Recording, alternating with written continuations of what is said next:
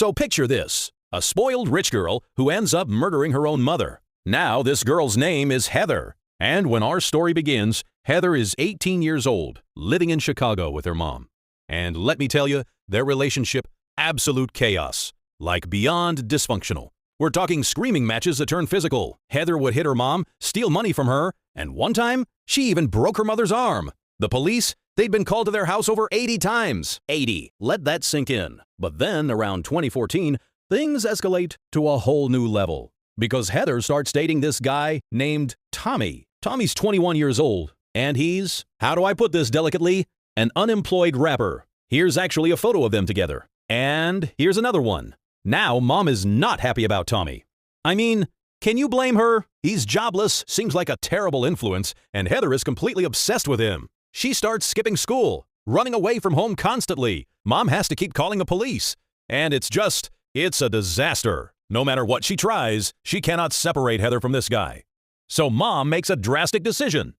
She sells their mansion. Yeah, they were living in a mansion, and moves them into a condo further away from where Tommy lives, hoping the distance will, break them up naturally. Spoiler alert, it doesn't work. The fights between Heather and her mom, they only get worse. Now Heather's smashing things around the house, destroying property, and even threatening to kill her mom, straight up threatening her life. Eventually, things get so unbearable that Heather runs away for good. She drops out of school completely and moves in with Tommy, the unemployed rapper. And unfortunately, there's not much Mom can do at this point. Heather is legally an adult now. Now, around this time, Heather discovers something that makes everything exponentially more complicated. She's pregnant. But here's the thing. This isn't Heather's first pregnancy. This is actually her third time being pregnant. Allegedly, her mom had made her terminate the first 2 pregnancies. And now, with this third one, Mom really doesn't want Heather to have this baby. I mean, Heather's only 19 years old at this point. Mom just doesn't think she's mature enough or responsible enough to raise a child. But Heather? She's like, hell no. I'm keeping this baby. And this is where Heather and Tommy come up with an absolutely insane plan. They're going to kill Heather's mom. Partly because of all the fighting, all the resentment, all the chaos. But also, and this is crucial, because Heather believes that if they get rid of her mom, she'll inherit $1.5 million. Now, despite everything, despite all the violence, all the dysfunction, all the toxicity, Mom still desperately wants to repair her relationship with her daughter. She still has hope. So she comes up with an idea. She thinks, you know what? Maybe what we need is quality time together. Just the 2 of us. So she books a mother-daughter vacation to Bali. She's thinking this is going to be healing, restorative, a chance to reconnect. She books them first-class tickets from Chicago all the way to Bali, Indonesia. They check into this gorgeous luxury resort, and Mom is genuinely excited. She's ready to turn things around. But pretty quickly, chaos ensues. They start arguing. A lot. The trip is not going well. At some point during their stay, Mom gets drunk, takes a fall, and breaks her ankle. Now she's basically stuck in the hotel room in bed, completely knocked out on painkillers.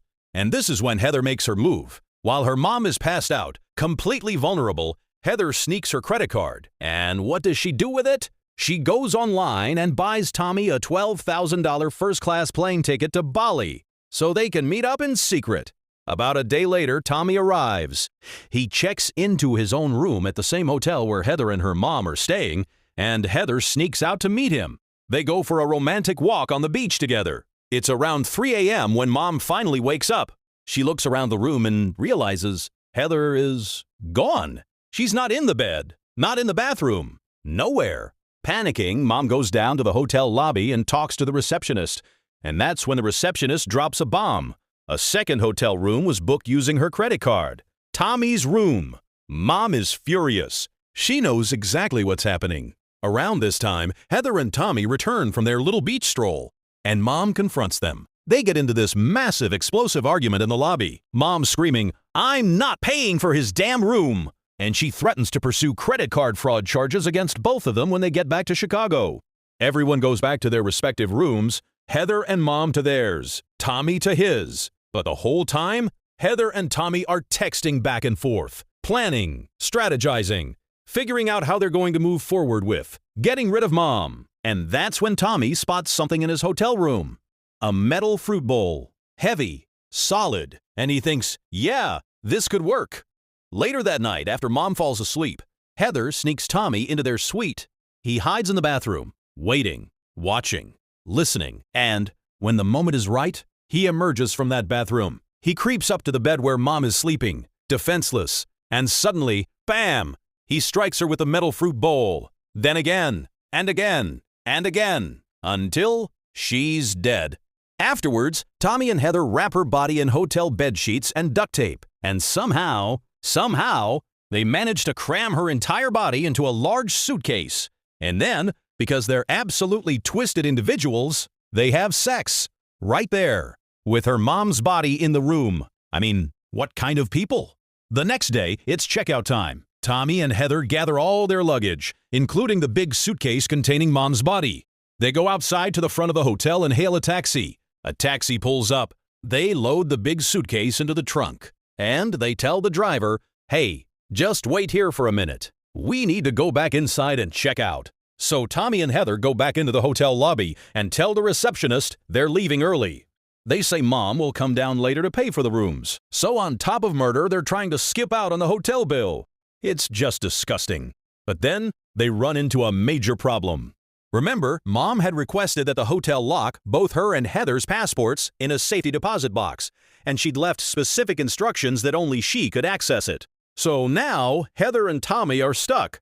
Heather can't get her passport, but they don't panic. Instead, they sneak out the back entrance of the resort and hail a second taxi. They head straight to the airport. When they arrive, they approach immigration officers with this story about how they lost their passports and desperately need help.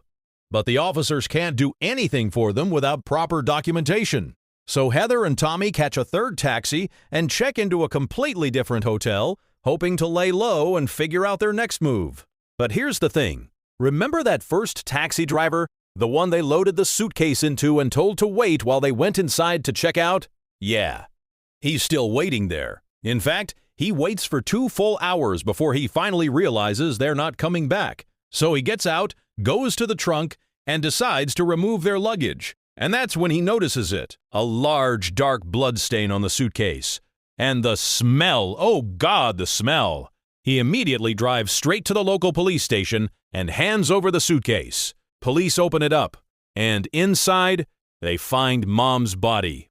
It doesn't take long for authorities to track down Heather and Tommy. They find them at their new hotel, and bam, both of them are arrested. And that is how a spoiled rich girl and her unemployed rapper boyfriend thought they could get away with murder in paradise. What happened to them after they got arrested? Well, this is where things get even more complicated. Because remember, Heather was pregnant during all of this. And while she's sitting in an Indonesian prison cell waiting for her trial, she gives birth to a baby girl. A completely innocent child born into absolute chaos. Both Heather and Tommy were convicted of murder in Indonesian courts. Tommy received the longer sentence, and Heather got time as well. But the story didn't end there. There were appeals, legal battles that stretched on for years, and eventually, even more drama when Heather was deported back to the United States to face additional charges. The daughter, she's being raised by family now, far away from all of this darkness. And as for that $1.5 million inheritance that Heather thought she was going to get, well, turns out when you murder someone, you can't inherit from them. So all of that planning, all of that evil, all of that betrayal, it was for absolutely nothing. Heather threw away her life, destroyed her family, and took her mother away from this world, all for money she was never going to see. And in the end, justice always catches up.